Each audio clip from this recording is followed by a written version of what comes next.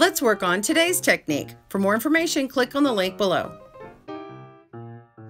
Welcome to GoodKnit Kisses. We're all about helping you stitch your love and love your stitches. This is my pattern here. Okay, this is what the clue looks like. It's a 2-page clue here for the Bernat Stitch Along.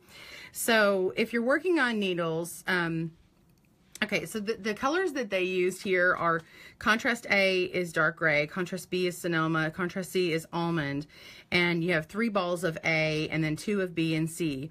Sonoma is the variegated one. Now I did mine and I substituted B and I used the light teal. Okay, so mine has this pop of blue in it. Okay, so I used A and C exactly the same. So when you see my video, I'm actually going to show you what it looks like in this, but you'll see where like this part is going to be that pop of blue, right? So it's going to be this color right here. This is, did I say that one right? Yeah, light teal. Okay, so that's that one. And then, so you're going to work on the something that has 48 pegs on it for your knitting loom, and you need the US size 11 needle for needles. Okay, so here's the deal. What you need to know for loom knitting, everything on the needles is right side that faces you, but when you flip it on the back, which is you have to work on the wrong side on the back, you turn your work, you're forming on needles, you have to form the opposite stitch in order to get the right side going. So needle patterns are written for that. But on a loom, everything that comes out here, everything's on the right side. So if I want my hand to show this way, I just keep making everything the way I want it to look this way. So when I work back and forth, whenever I knit on what's supposed to be the alternate or wrong side stuff for a needle pattern, when it's coming back this way, and it's like if I was on a needle and I was turning around, I'd be knitting it in a different way, but I have to switch it. I'm sorry, I'm saying that really weird, but anyway, I have to flip the stitches. So when we get to, for the loom, when we get to this first row here, it's going to be on the right side row, which is RS. Okay, so it shows that we cast on with our yarn 13 stitches, same thing on the needles or loom. On the loom and needles, we do first row right side, and you're going to knit and purl. You can do E-wrap on this. This is fine. You can knit, you knit loosely or E-wrap and purl and go back and forth until you get to that 13th stitch, and then you will knit that stitch, E-wrap, knit, or U-knit. Okay, so if you notice, see the asterisk between the knit and the purl here, asterisk, you go back and forth, and then you hit that last one. So the first and the last stitch are the same, right? But when you turn that work over on needles, you continue that work, and then the first stitch is a knit stitch, but it forms the opposite on the other side for needles, so it actually is a purl, and then you knit. So it actually becomes a purl on the opposite side. But for needles, they don't have to do that. You just continue in the same pattern. It magically works out. But for the loom, what you need to do is you're going to write on here. So print this pattern off, and then I need you to write on here, second row. Okay, and then you're going to write purl. So you can even like write this down the same way, but then erase the K, and you're going to write P, so part of asterisk, P1 period, K1 period, and then put your little asterisk, and then you're going to say last stitch P1. Okay, so you're doing the opposite. Okay, Tina is asking, what is cast on? That's when you get the yarn onto your needles. So let's do this right now. Okay, so I've got my yarn here as beside me, and you can't see this, so hold on. It was out and then it fell. Okay. Okay, so if you are new to loom knitting, this is what we've got here. I've got my loom, got my yarn, and this is my knitting tool. Okay, call it a hook, call it a loom tool. I'm gonna make our slip knot. Okay, and I'm going to cast on. Now I can E-wrap cast on, and go all the way down and back and cast on, and get it back to this peg here for the peg 1, or I can start down at the end and do a double E-wrap cast on, whichever one you like the best. Why is someone mad? I hope that was an accident. Lexi just wrote it out for us. Lexi, you're fantastic. Thank you so much. That was so kind. Remember, this is for the loom, you guys. So I'm going to count out. This is 13 stitches. So it's 1, 2, 3, 4, 5, 6, 7, 8, 9, 10, 11, 12, 13. Okay. And so now I'm just going to double E-wrap cast on here. And we probably need to zoom in, huh? Is that better?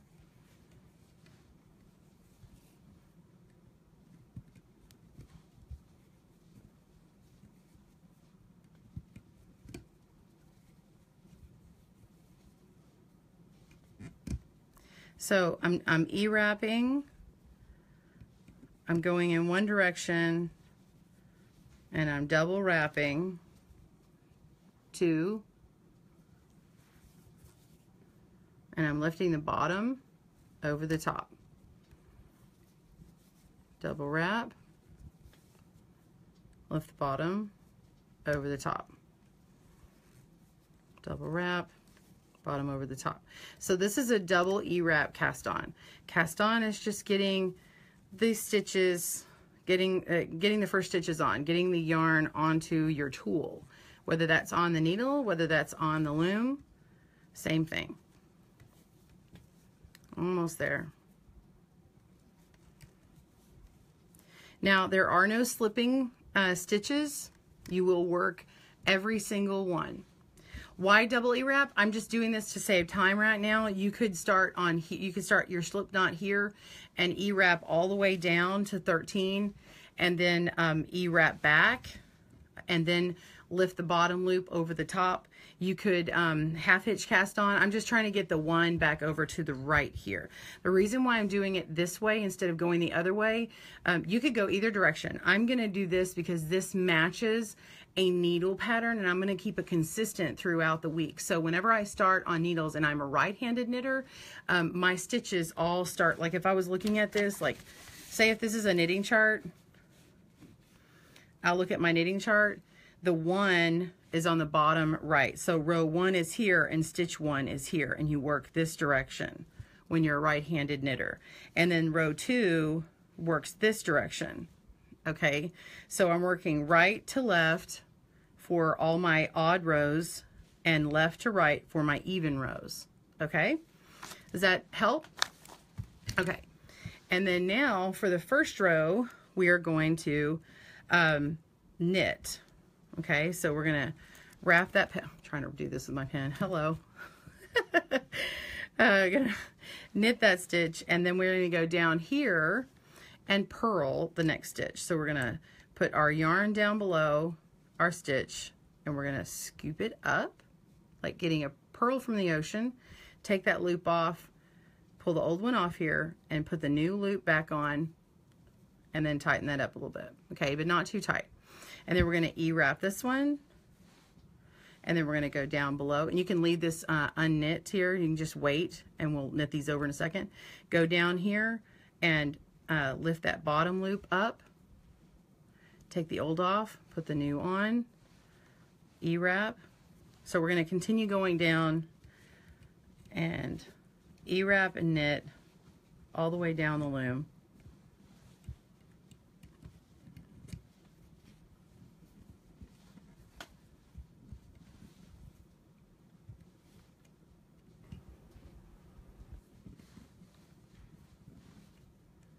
Okay, so my last stitch, you see, is going to be the same as my first stitch. I'm going to E-wrap that, okay?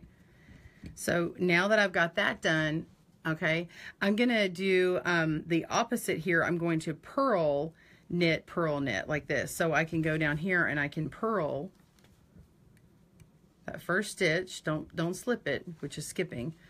So we're going to purl that stitch, and then I'm going to E-wrap knit here.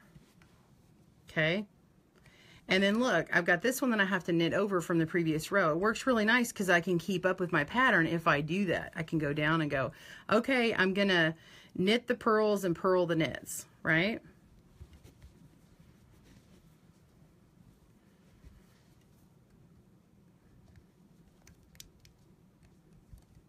See how I'm doing 2 at a time? So I've held on to one from my previous row.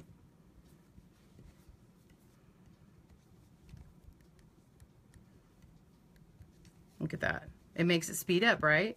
So I'm going to E-wrap the empty and go down like I'm going to purl this one that has 2, and I'm going to knit that over and then purl it immediately. It's like a quick, this is a quick seed stitch shortcut. So E-wrap, and then we're going to purl, but we got to knit that stitch over first, or work that stitch, and then we're going to purl, and then we're going to E-wrap, and then we're going to purl. Okay, and so then you're going to continue going back and forth until you get the 6 inches. So that is the loom version.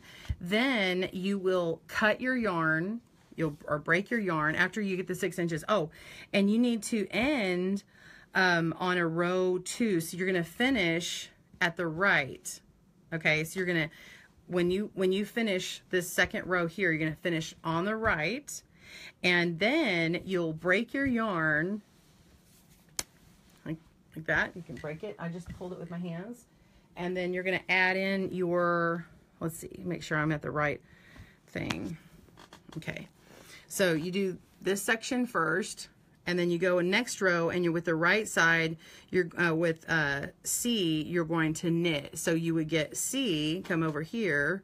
So I did A for contrast. Contrast A was dark gray. And then for C, I'm going to grab almond, and then I'm going to go work a garter stitch, and I'm going to knit.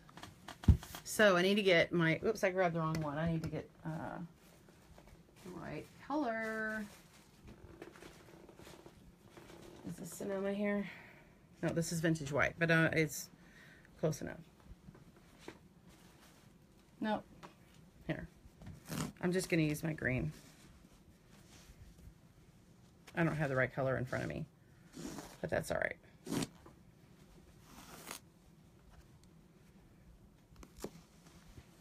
Okay, so then I'm going to start working my color in, and I could even, like, you can tie it in, or you could loosely do it if that's the way you want to do it. You can E-wrap, like starting this way. Instead of doing like a knot, you can end up going here. But the problem is, if you start going, you're going to have these stitches here. Okay, you're going to have double stitches, right?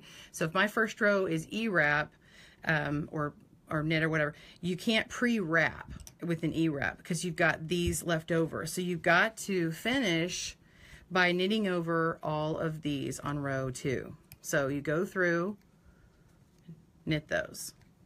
Just work the stitches, really. Okay, and then I'm going to go through and I can add my color. I can knot it on there, you know, like tie a knot, or I could just simply start doing it, and then when I come through the next time, I can weave my tails together. So I'm just going to, oops, sorry. I'm trying to battle, like, this is just way too close. Hang on, I gotta screw my screen out. Okay, I'm trying to look through the screen to see what you guys do, and I'm having a hard time. Okay. So we're just gonna wrap around like this and E-wrap. I'll show you the quick shortcut, because what this is gonna be is on needles, garter stitch is achieved by knitting all rows, because it turns, and on the wrong side row, it becomes a purl on the right side. So we have to knit a row and then purl a row. So when you get down here, you knit your stitch, and you can knit over a couple, and then come through, and you're going to purl on your way back. So I'm going to come around here, make sure and do the first stitch, and this is where we purl. Okay, take that loop off, put that on, and now you're going to purl again. Okay, so you're just going to come through and continue to purl all the way down.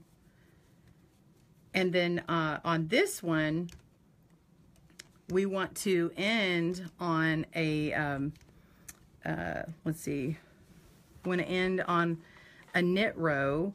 So we will end, so once you get to 6 inches, you're going to knit all the way to the end here, and then you'll start your bind off on this side.